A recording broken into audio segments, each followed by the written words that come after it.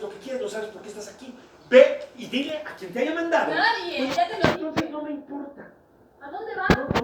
¿Dónde vas? No es mi responsabilidad. Te voy a... Haz lo que quieras. Esto es un infierno. No te me acerques, necesitas ayuda. ¡No me dejes aquí!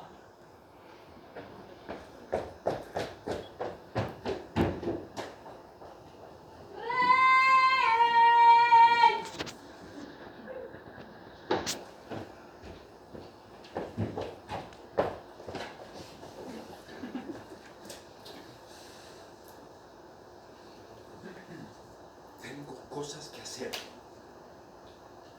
Tengo que revisar cosas. Y después, cuando termine, en la noche tengo lugares a donde ir. Hay gente que depende de mí. ¿Qué estás haciendo? Una cosa es, ni siquiera sé si en verdad eres tú. Soy yo. Si eres ella. Por supuesto que soy No yo. te reconocí. Sí lo hiciste. No, tampoco ahora. Te pusiste No, pálido. no cuando te vi. No Completamente sabía quién era. blanco. Alguien viene a verlo, fue lo que me dijeron. Cuando dije- Sí, bueno, pero recuerdo el nombre. No fue el nombre, por Dios, el nombre. Pero podría ser una amiga de ella. Su cabello de otro color. Podría ser una periodista. Soy yo. Podría ser una